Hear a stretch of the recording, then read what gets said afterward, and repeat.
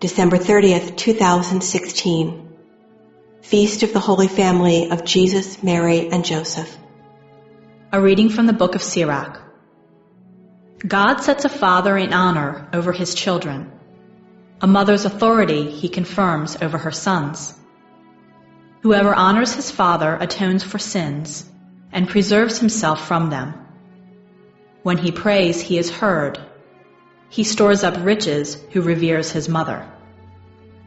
Whoever honors his father is gladdened by children, and when he prays, is heard.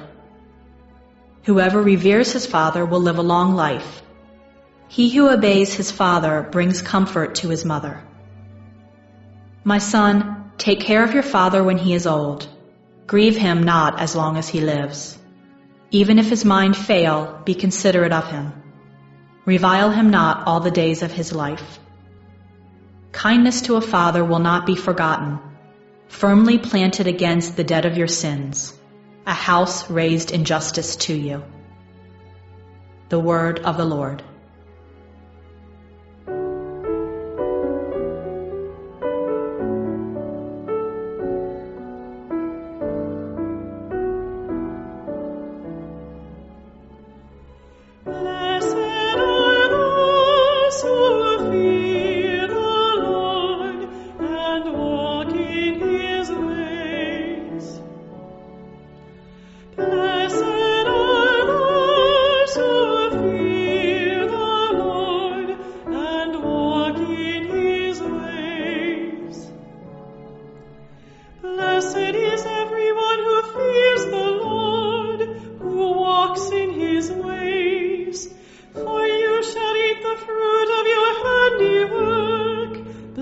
Shall you be and favored? Blessed are those who fear the Lord and walk in his ways. Your wife shall be like a fruitful vine in the recesses of your home, your children like olive plants around your table.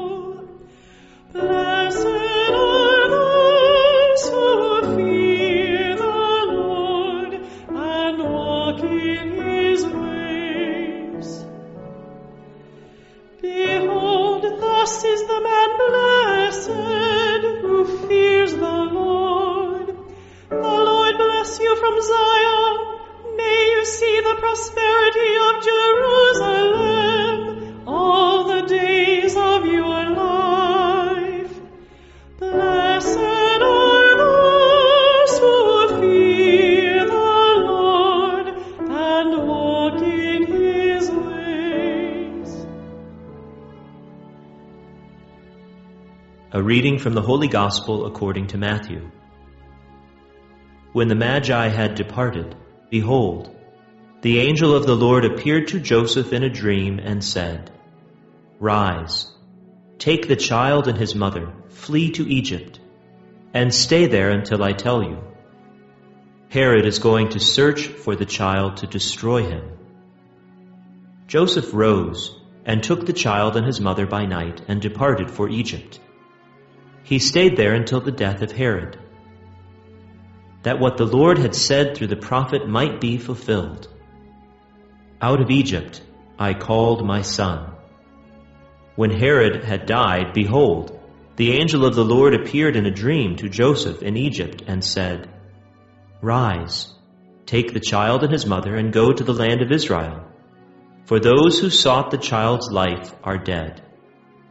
He rose, took the child and his mother, and went to the land of Israel. But when he heard that Archelaus was ruling over Judea, in place of his father Herod, he was afraid to go back there. And because he had been warned in a dream, he departed for the region of Galilee. He went and dwelt in a town called Nazareth, so that what had been spoken through the prophets might be fulfilled. He shall be called a Nazarene. The Gospel of the Lord.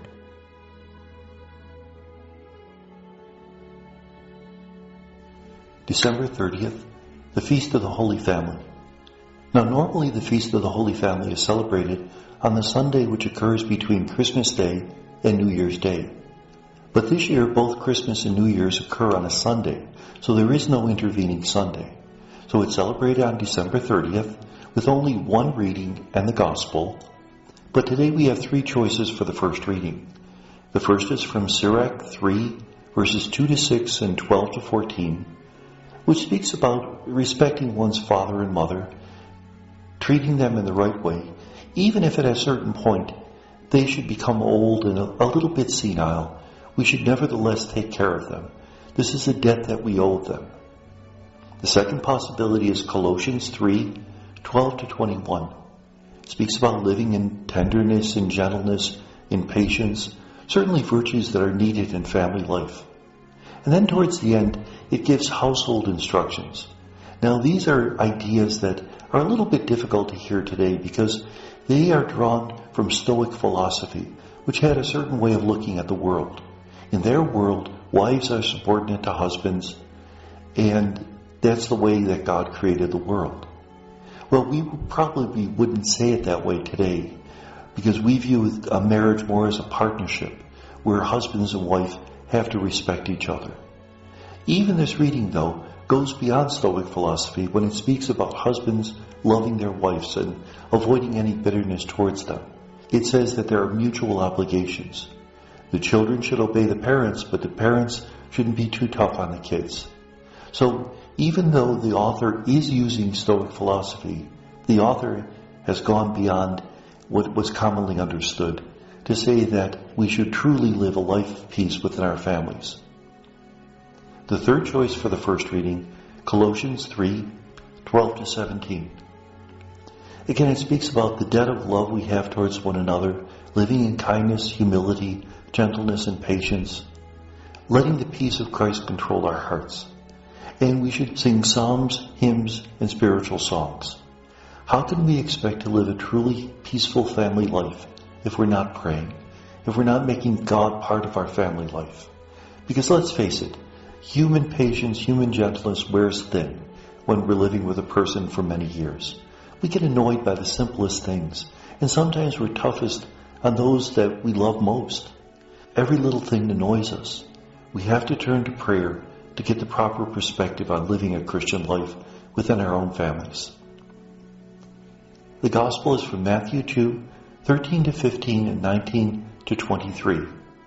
The beginning speaks about how Joseph receives the message in a dream to take Mary and Jesus down to Egypt to protect them from Herod who wants to kill them.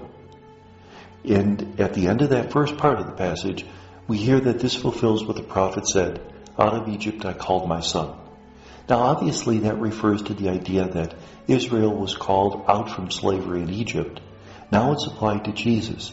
And this is typical of Matthew, applying Old Testament prophecies, even when they didn't necessarily have anything to do with the coming of the Messiah, applying them to the person of Jesus to show that Jesus is a truly Jewish Messiah. Well, the second half talks about the family's return to the Holy Land.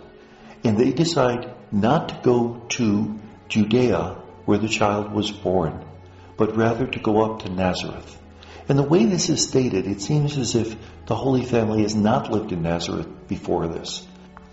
In Luke's Gospel, the Holy Family starts out in Nazareth, goes to Bethlehem because of the census, and Jesus is born there. In Matthew's Gospel, it seems as if the Holy Family is already living in Bethlehem when the child is born, and they only go to Nazareth after they return from Egypt. We're told that they decide not to go back to Bethlehem because Archelaus, Herod's son, is now in charge.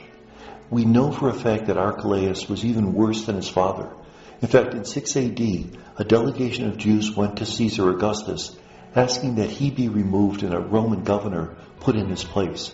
It takes an awful lot for Jewish leaders to ask for a Roman governor because they hated the idea of being ruled by Rome. But they figured that being ruled by Rome by a governor was better than being ruled by Archelaus, who was a madman. And may God bless us.